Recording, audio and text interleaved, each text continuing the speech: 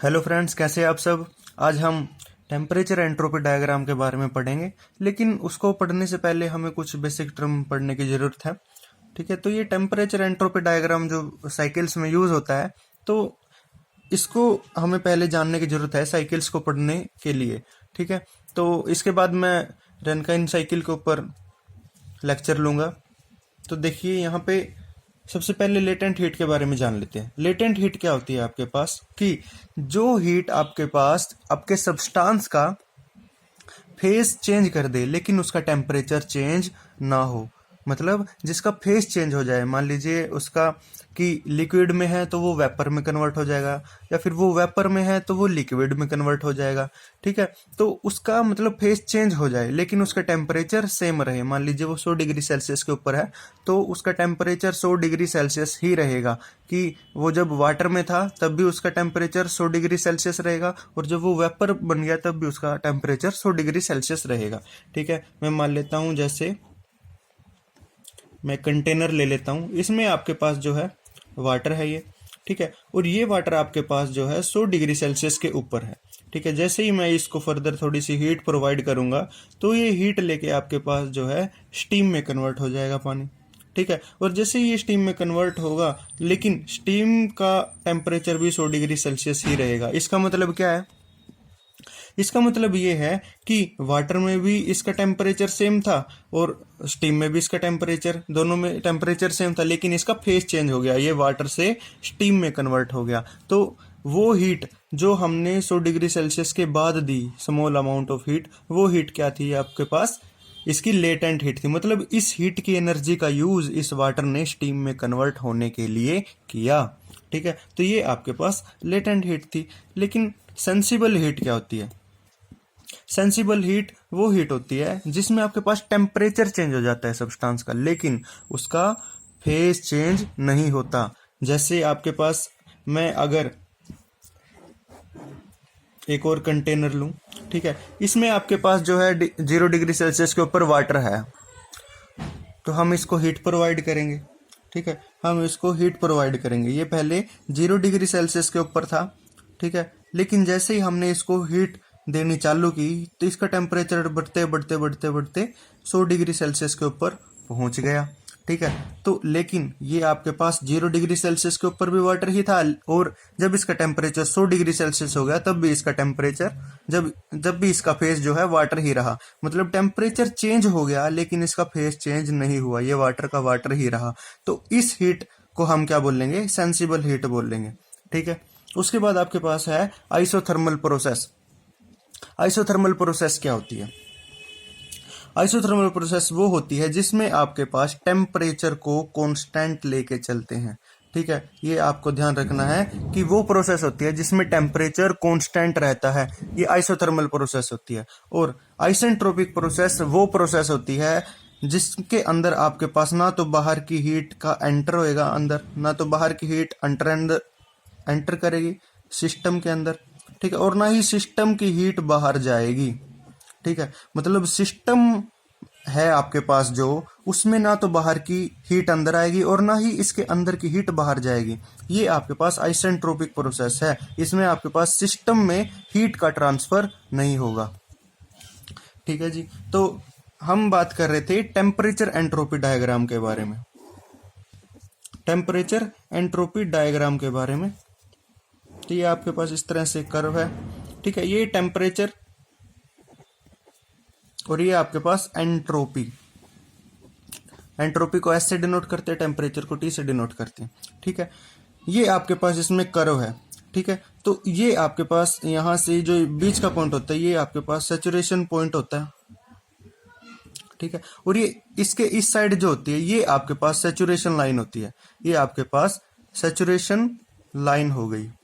Saturation line क्या होती है? जिसमें आपके पास सारी की सारी स्टीम प्रेजेंट होती है। इसके ऊपर आपके पास जितनी भी होगी स्टीम होगी, पूरी तरह से स्टीम होगी, उसमें वाटर का कोई भी कंटेंट नहीं होगा। और इसके इस तरफ जो ये लाइन है ये सारी की सारी आपके पास वाटर लाइन है।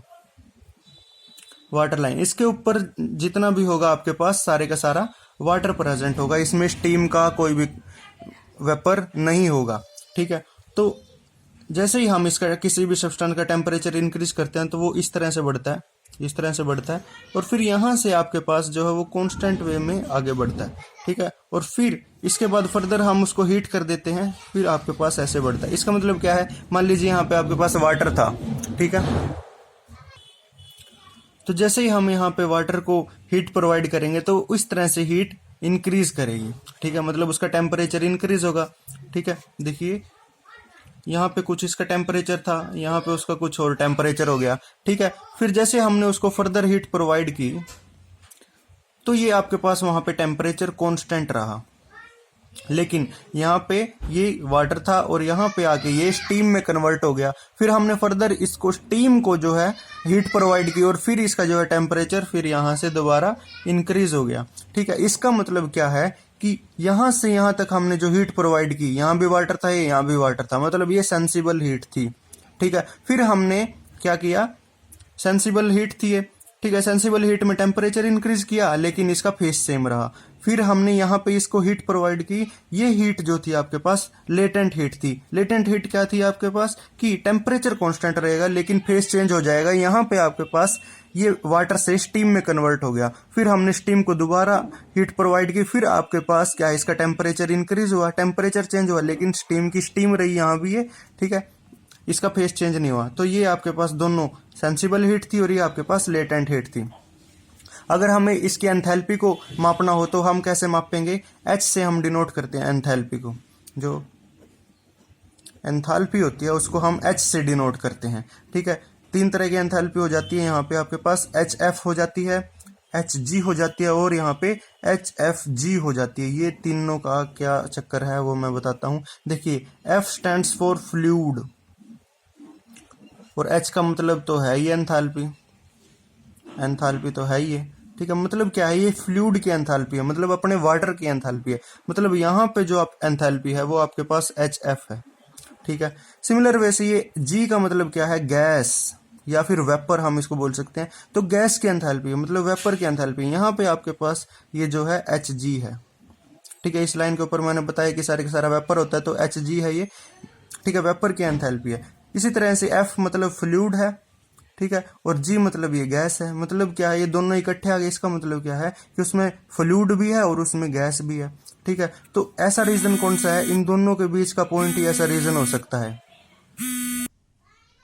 तो ये ऐसा रीजन आपके पास देखिए कि फ्लूइड भी और गैस भी दोनों ही हो इसमें, तो ये आपके पास रीजन है कि ये आपके पास फ्लूइड लाइन है, ये आपके पास गैस लाइन है, और इन दोनों के बीच में आपके पास फ्लूइड भी होएगा और गैस भी होएगा, मतलब एच एफ जी जो होगी वो इन दोनों के बीच में होगी।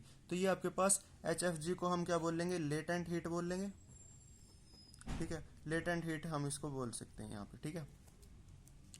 अच्छा एक चीज और है इसमें, अब फ्लूइड भी और गैस भी है, ये कैसे पता चलेगी उसमें कितना फ्लूइड है और उसमें कितनी गैस है, वो कैसे पता चले, तो वो हमें इन लाइंस के थ्रू पता चलेगा। ये लाइंस होती है आपके पास ड्राइनेस फ्रैक्शन की लाइंस होती है बहुत सारी, इस तरह से देखिए ड्राइनेस फ्रैक्शन को एक्स से डिनोट करते हैं, और इस लाइन पे ड्राइनेस फ्रैक्शन 0 होता है और इस लाइन पे ड्राइनेस फ्रैक्शन 1 होता है। मतलब इन दोनों के बीच में जो ड्राइनेस फ्रैक्शन आपके पास वैरी करता है वो 0 से 1 के बीच में वैरी करेगा, मतलब क्या 0.1 0.2 0.3 अप टू 0.9 हो जाएगा, फिर यहाँ 1 हो जाएगा, ठीक है। इस तरह से ड्राइनेस फ्रैक्शन हो जाएगा। अब आपके पास जैसे यहाँ पे प्रेजेंट है आपके पास, ठीक है, यहाँ पे एंथैल्पी निकालनी है हमें, तो क्या है कि x आपके पास जो है 0.9 हो जाएगा इस पे, ठीक है।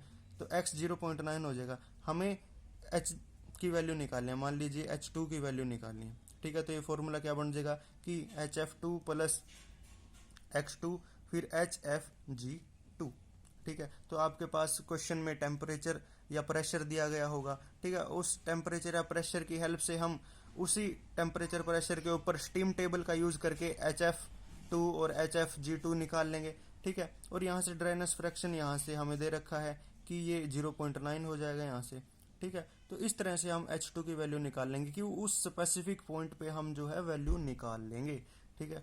तो इस तरह से हम ये सोल्व कर सकते हैं। इसी तरह से ये एंट्रोपी के लिए भी यूज कर सकते हैं हम कि SF2 प्लस में X2 SFG2, इसका कैसे यूज करते हैं हम कि जैसे दो प्रेशर या टेम्परेचर दे रखे होते हैं, तो यहाँ से इसका ये ये सारी की सारी वैल्यू निकल जाएगी, H2 SF2 SFG2। तो यहाँ से X2 हम फाइंड आउट कर सकते हैं और वो X2 फाइंड आउट करके हम इसमें पुट कर सकते हैं और फिर H2 की वैल्यू निकाल सकते हैं। वो मैं आगे क्वेश्चन कराऊंगा तो उसमें क्लियर हो जाएगा आपको।